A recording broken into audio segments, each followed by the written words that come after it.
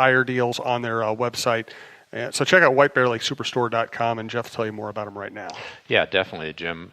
Always happy to talk about the White Bear Lake Superstore, Buick GMC, and my great friend, longtime friend, the owner, Paul Rubin, his general manager, Charlie Guttrell, and their fantastic staff are Minnesota's #1 volume Buick GMC dealer, 4 years running with the best selection, the only place to get the premium experience, and the White Bear Lake Superstore's winter event going on, and there's the big Denali sale, big savings on 2018, 2019 models, 17% off MSRP on 2019 Buick Envisions and Buick Encores, the 2018 GMC Sierra 1500, check that out on the website. And there's a fantastic offer, over $10,000 total value towards this Sierra, as Jim mentioned. The White Bear Lake Superstore also is the Quigley 4x4 Van Superstore, and they are a certified elite dealer. Only 7% of GM dealers make the cut. So visit in person at 3900 Highway 61 North in White Bear Lake, or online at whitebearlakesuperstore.com for all your vehicle needs and the premium experience. Buick GMC, we are professional grade. Great deals on rebates on sets of 4 tires, pre-owned specials you can shop on the lot, thousands in savings. Wonderful store, White Bear Lake Superstore, and a great website, the whitebearlakesuperstore.com. It is a great website. So I write about Edelman, and I try to localize a little bit, because I remember, on a road trip to Kent State, I ended up seeing Edelman's first game. I loved your piece, by the way.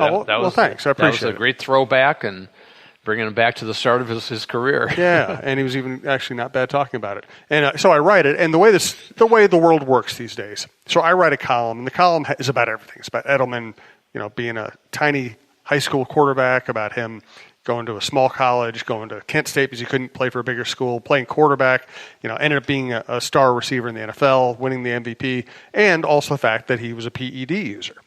He was suspended the first 4 games of this year. In the NFL, that doesn't disqualify him from the postseason. He ends up having an incredible postseason. In other sports, it would have disqualified him from the postseason. So I throw all that in one column. Well, in Twitter, the Twitter headline is just from my newspaper, just, Edelman, overcomes odds, whatever it was. And people went nuts because they wanted Edelman to be bashed for PEDs. And in the column, I certainly get into that, but it wasn't in the headline. So people went nuts. So let's get into it. Should the focus be on Edelman and his career path, Edelman on the great game he had, or Edelman, he used PEDs and maybe that benefited him in some way? Well, I think it's probably all-encompassing. Well, see, that's my view. Honestly, that it's all part of his story, that he is a great story. He is a rags-to-riches player, a 7th-round pick out of Kent State, and a former college quarterback, and all this and that, and that he comes into the NFL, and he's a nobody, and nobody expects him to make a big impact. But yet, as the kind of the evolution of the slot receiver has occurred, and he's made a big impact as a slot receiver, and the Patriots have always been a team that Josh McDaniels that has heavily utilized that slot receiver, whether it's been Amendola, whether it's been Wes Welker, and now Julian Edelman. And so I think it's all part of his story. And yeah, the PEDs, that's part of it too. And the fact that he paid the price and was suspended, and hopefully has learned his lesson and is not doing it just because of all the damage it does to a person over their lifetime, and also the unfairness of it, of course, compared to other players. So I think it's all part of his persona, shall we say, and so I wouldn't bash a story that talks about him having overcome odds, because he really did that, and now he's a Super Bowl MVP, but he's also under a microscope with the league, and they're testing him. Believe me, after you get that suspension, you're going to be tested a lot. So I've got to believe he's clean now. Yeah, well, you would hope.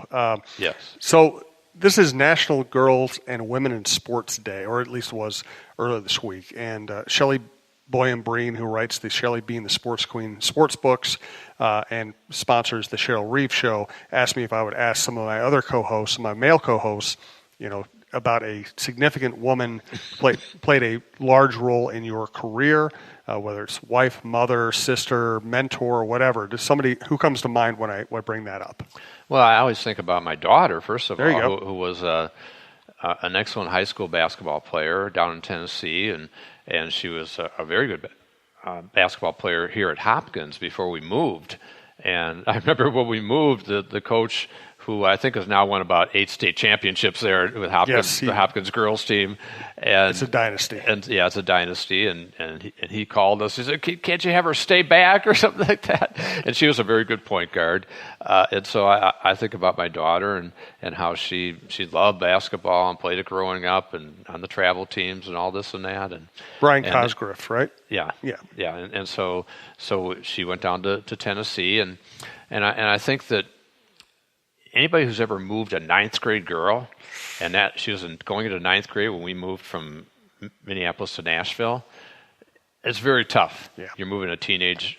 I moved, I was an Air Force brat, and I moved every 2 years or something growing up, and no move ever bothered me until we moved after my freshman year of high school, and that took me about 2 years to get over it. Yeah, and it's really hard because you've got your friends, you've got your base, and I think what really helped our daughter to adjust was to go down to Tennessee and immediately get hooked into the basketball team down there as a freshman basketball player, and then by her sophomore year she's playing with the varsity, and I think that gave her niche and was very important. And she also ran track there, and I think that really helped her adjustment. And now she never became a college basketball player. She had some small school offers and this and that, but it's kind of a funny story. We were out of Colorado, and she wanted to go to Colorado, and we met with the coach there, and she had gotten some of her tape or whatever, and she looked at it and said, "Yeah, I'd really like to have her walk on." And so I asked the coach, I said, "How many players have made it as a walk-on player at Colorado?" And she said, "Well, about one in the last 12 years." and then she said, "And by the way, if she comes out for the team, she's not going to be skiing, and she's not going to join a sorority." And my daughter said, "Okay, I'm retired." So that was kind of a funny story, but I'm a big advocate of women's sports, and in fact, we had Stephen Weatherly on. I did the sports huddle on CCO with Dave and Sid this weekend, and we had Stephen Weatherly on, and he's from Atlanta and was down there, and he was very involved with it. They had a big women in sports kind of event this week down at the Super Bowl, and he was a big part of that, and he's been very much a spokesman for women in sports and against domestic violence, and really a terrific young guy. He's a great guy, and so very impressive. I think I told you that this season. You need to meet him. He's worth getting to know. Yeah, definitely true, and I think he's a guy that really has a good future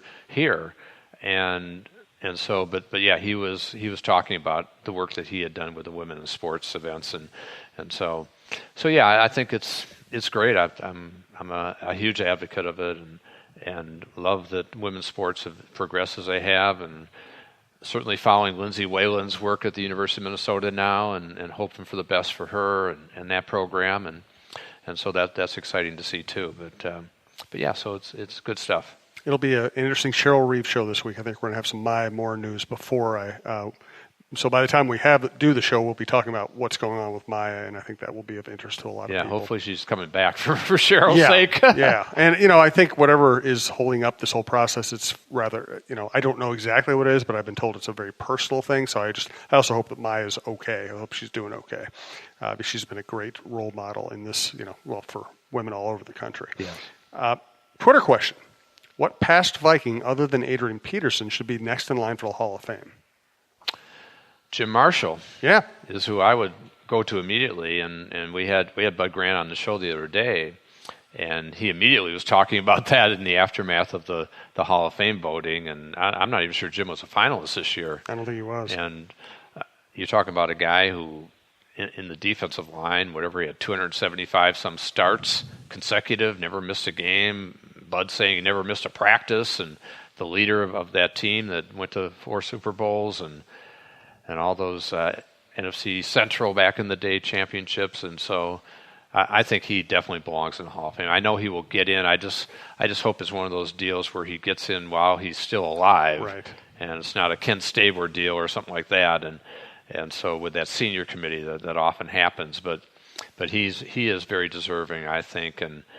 And other than that, I think that there are other guys that I can think of. I know a lot of people on the voting committee, and talking to them this weekend, I do think Steve Hutchinson's going to get in. Yeah, Steve Hutchinson, sure. They had to move. It's a pecking order, and it's also chronological. So they had some deserving offensive linemen who had to get in first before Steve's going to get in. But I do think Steve will get in. Yeah, I think he will too. And Randall Cunningham, a former Viking quarterback, I know he's been on the outside, but just how he kind of changed the position and all he did in his career as a running quarterback and a lot of playoff appearances in Philadelphia and then getting the NFC Championship with the Vikings and MVP that year, I think he's a guy that could be definitely worthy. And then I just think about other guys, even a Chuck Foreman. I mean, he had a great career as a running back. Maybe it wasn't that long, but very prolific. And so it's just there are so many worthy players. But I think definitely in my mind it's Jim Marshall first, and Steve Hutchinson I think is right there with him as far as the next guys that should get in. Yeah, that sounds very logical to me.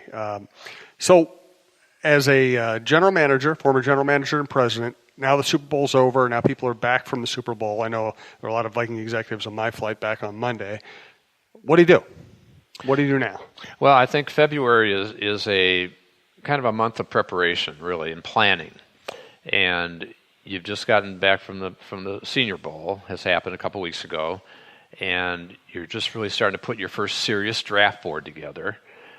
You're starting to take a really close look at potential free agents that are coming up. And at this point, you've also got your coaches' grades from the season, so you can kind of evaluate where the coaches see these guys, your current players, and how they finished, and try to make decisions on some of the tough calls, like an Anthony Barr, like a Trey Waynes with his $9 million cap number this year. I think Everson Griffin, in talking about Stephen Weatherly, Everson Griffin to me is a really interesting guy to watch. Yes, that's a good point. Because if they decided to trade him, he's I think 33 years old. If they decide to trade or cut him, they could pick up $10.5 million against the cap.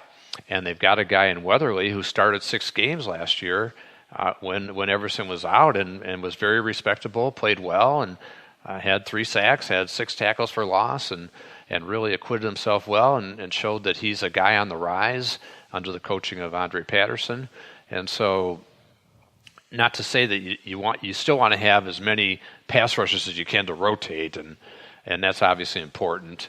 And so, maybe in Everson's case, it could be a pay cut, a reduction, or something like that.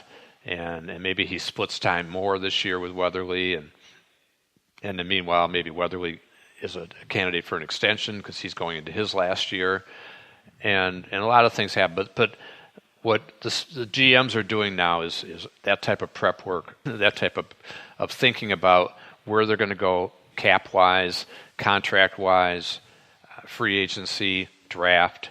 And also for the Vikings, it's still coaching staff decision time, and they're still filling out a couple of spots on that coaching staff, and could happen any day with the offensive line coach, the special team coach, and those are really critical hires that are coming up too. So a lot of stuff going on, getting ready for the Combine. The Combine's coming up in 3 weeks, and of course that's a really important event on the NFL calendar. And although I've always felt that the Combine is a little bit overrated, and we'll talk about this in the coming weeks, a little bit overrated in terms of player evaluation, it's really more important for the physicals and for the interview process for the players, even though all the players are kind of trained on interviews, which is something that I'll be doing too with players that we work with in the agent group, and we're representing Blake Cashman from the University of Minnesota, and I'll be working with Blake on his training. An excellent player, linebacker for the Gophers, and so we'll be working on that too. And so sometimes with those interviews, you have to really kind of work through the facade that the players can put up because they have been trained for the most part. And and then try to really get down to it and get to know these guys and what makes them tick. But there's also a lot of cross-checking going on now on the campuses, scouts are talking to their contacts, and GMs are talking to their contacts about what's this guy really like, and as you try to figure out